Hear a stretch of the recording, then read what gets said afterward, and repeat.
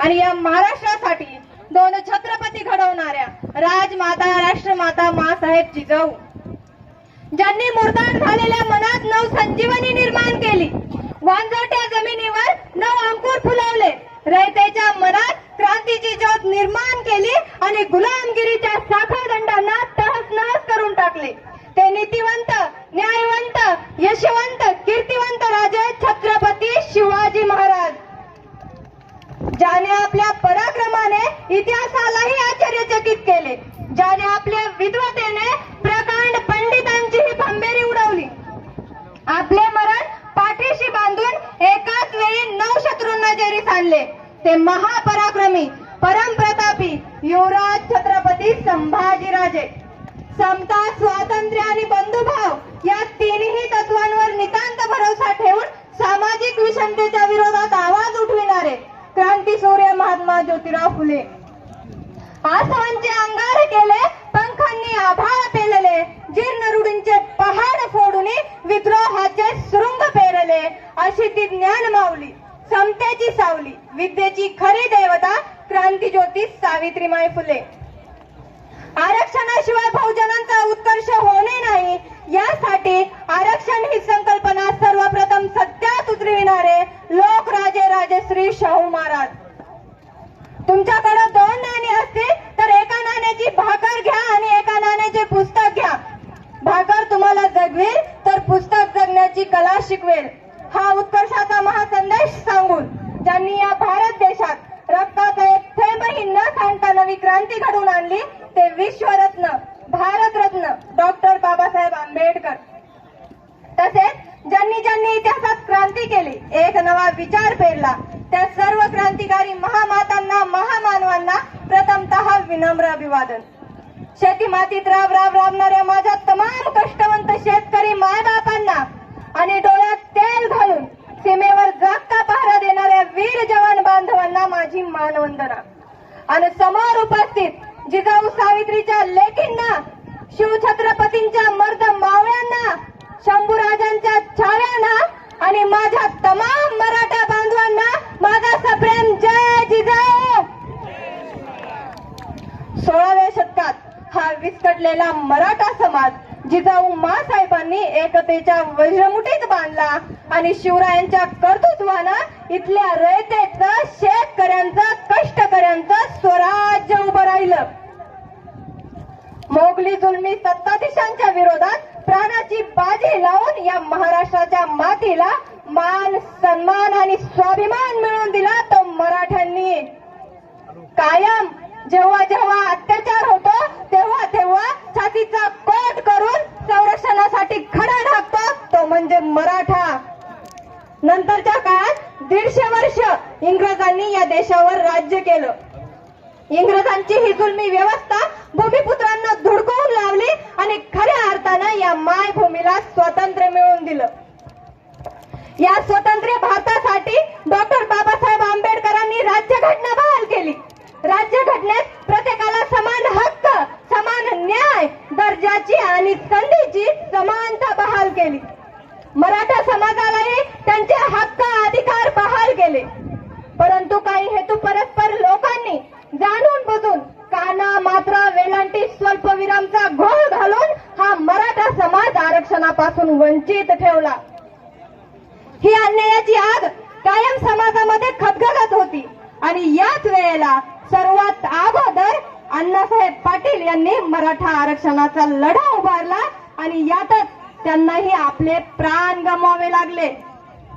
ही आग कुठेतरी शांत होते की नाही, तोच कोपर्डीच्या श्रद्धाताईवर बलात्कार होतो आणि ही अन्यायाची आग श्रद्धाताईला न्याय मिळवून देण्यासाठी वनवा बनून बाहेर पडते.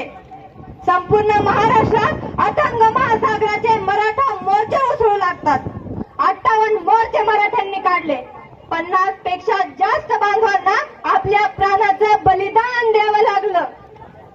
खरं तर ही लढाई आजचीही नाही आणि कालचीही नाही आणि परवाचीही नाही. ही लढाई 1980 पासूनची लढाई आहे. स्वर्गीय कैलासवासी अण्णासाहेब पाटलांपासून सुरू झालेला हा लढा कालच्या विनायकराव मेटे साहेबांपर्यंत सुरूच आहे. तरीही मराठ्यांना अजून आरक्षण नाही. तसं काँग्रेसच्या काळात 2014ला पहिल्यांदा मराठ्यांना ईडब्ल्यूएस आरक्षण दिलं, ते टिकलं नाही. पुन्हा एकदा 2016ला युती सरकारनं एससीबीसी आरक्षण दिलं, संविधान बाह्य आरक्षण दिलं. नुसतं एक झालं की दुसरं गाजर गोड बोलून मराठ्यांच्या हातावर दिलं. म्हणजे केले हजार वादे पक्षपात केला, या गोड बोलणाऱ्यांनी समाजाचा घात केला. कायम नुसतं गोड बोलून भोळ्या भाबड्या मराठा समाजाची दिशाभूल केली. नुसत्या थापावर थापा मारून थापांची उतरण रचली आणि या उतरंडीच्या खालच्या बुडाला गोरगरीब शेतकरी आणि मराठा विद्यार्थ्यांची चेपी केली. पण आता हा मराठा समाज भोळा नाही आणि अडाणी तर अजिबातच नाही. तलवार चालवणाऱ्या या मराठ्यांच्या हातामध्ये आता लेखणी तेवढीच धारदार चालते. आता आम्हाला संविधान बाह्य आरक्षण नकोय आणि भूलतापात दिलेल्याही आम्ही खपवून घेणार नाही. आता जे भारतीय संविधानाला मान्य, जे राज्यघटनेला मान्य, जो नियम घालून दिलेला आहे 50%चा, त्या 50%च्या आतील ओबीसी प्रवर्गातून आम्हाला आरक्षण हवंय. आता यामध्ये काय अडचणी दाखवतात? ओबीसी 52% आहे, पण अलीकडच भाटिया आयोगाच्या सर्वेक्षणानुसार ओबीसी 37% आहे. मग संविधानात आरक्षणाचा क्रायटेरिया काय सांगतो? जातीच्या 50% आरक्षण. मग ओबीसी 37% आहे, त्यांना राज्यघटनेच्या नियमानुसार आरक्षण किती पाहिजे? 18 ते 19%. पण तो उपभोगताय 27%. म्हणजे 18-19 हे त्यांच्या हक्काचं आहे. आम्हाला त्याबद्दल काहीच अडचण नाही. पण जे बाकीचं उरलेलं आहे ते माझ्या मराठा समाजाच्या हक्काचं आहे आणि तेच आमच्या हक्काचं आरक्षण आम्हाला हवंय. आता सरकार पुन्हा एकदा आपल्याला भूलथाप मारत आहे. ही समिती नेमू, ती समिती नेमू. अरे नुसत्या समित्या आणि आयोग नेमण्यातच 42 वर्ष गेली ना. किती शेतकऱ्यांनी आत्महत्या केल्या तरी आयोगाचे सर्वेक्षण आले नाही. खत्री आयोगाला, भाटिया आयोगाला, सराफ आयोगाला, राणे समिती आली, पुन्हा केंद्राचा मागासवर्गीय आयोगाला. अजून किती आयोग नेमायचे? या आयोगाचे सर्वेक्षण येईपर्यंत किती शेतकऱ्यांनी आत्महत्या करायच्या, किती मराठा विद्यार्थ्यांनी फासावर चढायचं, किती शेतकरी मायबापांच्या लेकरांनी शिक्षणासाठी पैसा नाही म्हणून मजुरी करायची. शिक्षण हा आमचा हक्क नाही का? मग शिक्षणाच्या बाबतीत समानता का नाही? संविधानाच्या प्रिअँबल मध्ये सांगितलंय दर्जाची आणि संधीची समानता, पण इथं प्रत्यक्ष समानता आहे का? नुसताच नावाला मराठा वसतिगृह आणि भरणा कोणाचा? फक्त तिथं 40% मराठा आणि बाकी इतर. नाव मराठा वसतिगृह आहे ना, तर मराठ्यांचेच विद्यार्थी तिथं हवेत ना. बाकीच्यांसाठी वेगळे वसतिगृह तर आहेतच ना.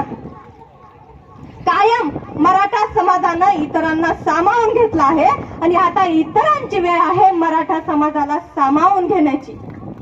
आणि जर कोणी सामावून न घेता मराठा क्रांती मोर्चाच्या विरोधात जातीचे प्रतिमोर्चे काढत असाल तर समजून घ्या की मोठं राजकीय षड्यंत्र होत आहे.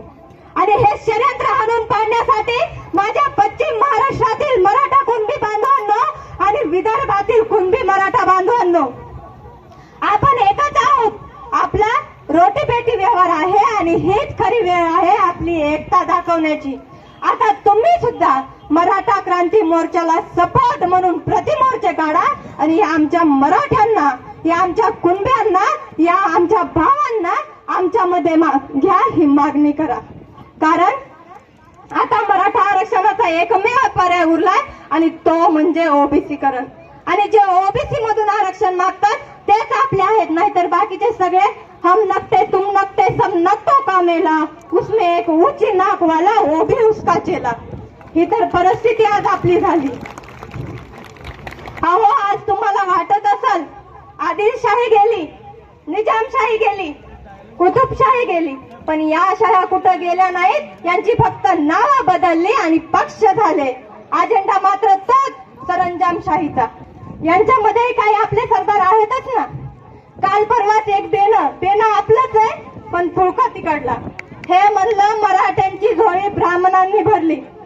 अरे इतिहासाची पानं चाळून पहा, झोळी आणि मराठ्यांचा कुठंच संबंध नाही.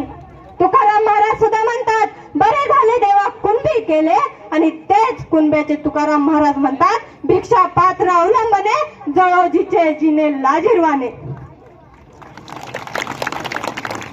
भीक मागून खाणं मराठ्यांच्या रक्तात नाही. शौर्य मराठ्यांच्या रक्तात आहे, धैर्य मराठ्यांच्या रक्तात आहे, पराक्रम मराठ्यांच्या रक्तात आहे, साहस मराठ्यांच्या रक्तात आहे. तेवढीच मेहनत आणि कष्ट करून खाण्याचं सामर्थ्य सुद्धा मराठ्यांच्या रक्तात आहे. अहो तुम्ही आम्हाला काय सांगता? कायम ज्यांनी बहुजनांच्या उंबऱ्यावर पोट भरले ते काय आम्हाला देणार? आणि पुन्हा म्हणता मराठ्यांना आरक्षणाची खाज सुटली. अरे ही खाज नाही तर आमच्या मागच्या पिढ्यांपासून दफन केलेली ही आमच्या आतली आग आहे, आग. आणि परत म्हणता मराठी आज ओबीसी मधून आरक्षण मागतील, परवा SC ST मधून मागतील. तुम्हाला काय वाटतं मराठ्यांना काही कळत नाही? मराठी डोक्याला गोडतेल लावतात, धोत्रावर येण करतात. अहो आम्ही ही घटना वाचली, आमच्यामध्येही अभ्यासक आहेत. आणि संविधानामध्ये 15/4 आणि 16/4 आरक्षण आम्हाला मिळूच शकत नाही. ते SC आणि STचं आरक्षण आहे आणि आम्ही ते मागतही नाही. आम्ही 340 मागतोय ना, ज्यामध्ये विधान केलंय की यामध्ये पुढारलेल्या जाती वगळल्याही जाऊ शकतात आणि मागासलेल्या जातींचा समावेशही केला जाऊ शकतो. आणि असं झालं आहे ना. 1968 ला यामधून काही जाती वगळल्या आणि काही जातींचा समावेश सुद्धा केला. त्या 340 नुसार आम्ही मागतोय. कॉप्या करून पास झालेल्यांनी आम्हाला शिकू नये. 5% समाजाकडे बघून 95% समाजाचा रेशीव ठरवला जातोय. एक विदेशी अभ्यासक म्हणतो, जर एखाद्या देशाचा विकास ठरवायचा असेल तर तो शहराकडे बघून ठरवायचा नसतो, तर तो गाव खेड्याकडे बघून ठरवायचा असतं. तसंच समाजाचंही आहे ना. एखाद्या समाज किती पुढारलेला आहे हे ठरवायचं असेल तर त्यातील 5% समाज किती पुढारलेला आहे यावर ठरवायचं नसतं, तर बाकीचा 95% समाज जो शेतीवर अवलंबून आहे तो शेतकरी किती पुढारलेला आहे यावर ठरवायचं असतं. आणि या अशा शेतकऱ्यांसाठी हा मराठा समाज लाखोंच्या संख्येने रस्त्यावर उतरलाय. आताच मी मोर्चात चालत होते आणि माझी नजर एका अनवाणी पायानं चालणाऱ्या, ज्यांच्या अंगावर धड धोतर सदरा नीट नाही, ज्यांना चालता येत नाही अशा बाबांकडे गेली. मला राहावलं नाही आणि मी त्या बाबांच्या जवळ गेले आणि त्या बाबांना विचारलं, अहो बाबा तुमचं वय झालंय, तुम्हाला तर नीट चालता येत नाही, तरी तुम्ही इथं कशाला आलात? एवढी गर्दी, एवढा मोठा विराट मोर्चा. त्यावेळेस ते बाबा मला म्हणले, पोरी मी इथं माझ्यासाठी आलो नाही, माझ्या नाताला डॉक्टर व्हायचं होतं, पण महापोऱ्या सदा रानात खपलेला, एका मार्कावरून माझ्या नाताचा नंबर लागला नाही आणि माझ्या पोरानी माझ्या नाताला शिकू शकला नाही म्हणून आत्महत्या केली. या म्हाताऱ्या बापानं माझ्या लेकाला खांदा दिला आणि ही वेळ कोणत्या बापावर येऊ नये म्हणून पोरी आज मी या मोर्चात आलोय. या अशा कितीतरी शेतकरी बापांसाठी हा मराठा समाज रस्त्यावर आहे आणि ही अवस्था 95% मराठा समाजाची झाली. आज हा लाखोंच्या संख्येनं मराठा समाज रस्त्यावर आहे. हे बघून आम्हाला विचारतात, तुम्ही नेमकं मागताय कुणाला? ग्रामपंचायत सदस्यापासून मुख्यमंत्र्यापासून केंद्रीय कॅबिनेट मंत्र्यापर्यंत सगळे तुमचेच तर आहेत ना. आमदार तुमचे, मंत्री तुमचे, खासदार तुमचे, सगळ्या सत्तेच्या चाव्या तुमच्या ताब्यात. मग तुम्ही मागताय कोणाकडं? पण राजकीय सत्ता ही मराठ्यांच्या ताब्यात होती, हीच सगळ्यात मोठी अंधश्रद्धा आहे. हा काही काळ आम्ही थोडे यशवंत होतो, थोडा वसंतही आमच्या जीवनात फुलला होता, पण शंकराने तिसरा डोळा उघडला आणि त्याचे चटके मराठा समाजाला सांगण्याची गरज नाही. आणि अशोकाची सावली मिळालेला या जगात सापडणार नाही. म्हणजे एक डॉक्टर बाबासाहेब आंबेडकर ओबीसीच्या आरक्षणासाठी मंत्रिपदाचा राजीनामा देऊ शकतात, तर आपल्या तसे का नाही? आज प्रत्येक जण आम्हाला म्हणतोय की आम्ही सत्तेत आल्यावर आम्ही आरक्षण देऊ. म्हणजे कायम आमच्या जीवावर तुम्ही सत्तेच्या खुर्च्या भोगायच्या. एक शायर म्हणतो पहा, पंछी कहते हैं गगन बदल गए, तारे कहते हैं चमन बदल गए, लेकिन शमशान की खामोशी कहती है मुर्दे वही है, बस कफन बदल गए. ही अवस्था आज आमची झालेली. आज हा मराठा समाज लाखोंच्या संख्येने रस्त्यावर उतरलाय. आज हा मराठा समाज लाखोंच्या संख्येने रस्त्यावर उतरलाय. पहिल्यांदाच कळंबला मराठा क्रांती मोर्चानं ओबीसी मधून आरक्षणाची मागणी केली आणि कळंबला पडलेल्या या ठिणगीचं आज आगीत रूपांतर होते. उद्या वनवा व्हायला वेळ लागणार नाही. म्हणून आता मराठ्यांनो, लढायला शिका, प्रस्थापितांना कोलायला शिका. नराधमांचा हिशोब झाला, आता आपल्यातील गद्दारांचा हिशोब करा.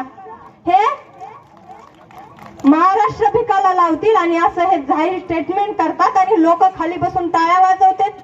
आणि मोठ्या बापाच्या मोठ्या अवलादींनी तर आम्हाला शिकूच नाही. सोन्याचा चमचा तोंडात घेऊन जन्माला आलेल्यांना खालचे चटके काय कळणार. अहो, हा मराठा समाज दुसऱ्याच्या ताटातलं कधीच मागत नाही. जे हक्काचं आहे तेच मागतोय आणि हा मराठ्यांचा अधिकार मराठे लढून मिळवणार.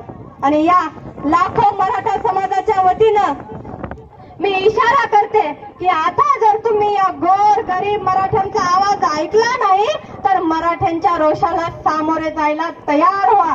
आता हा मराठा समाज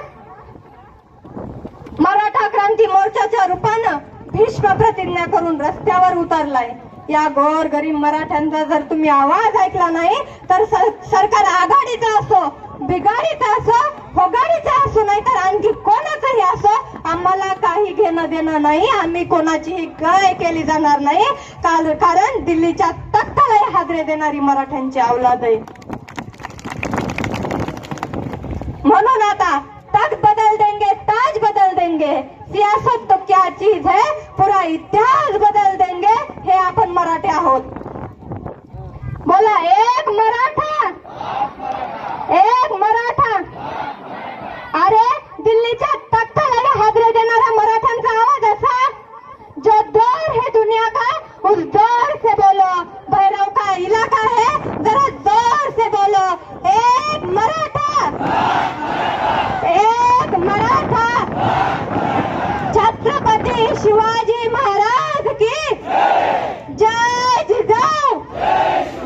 तुमचं आमचं नातं काय. धन्यवाद. धन्यवाद ताई.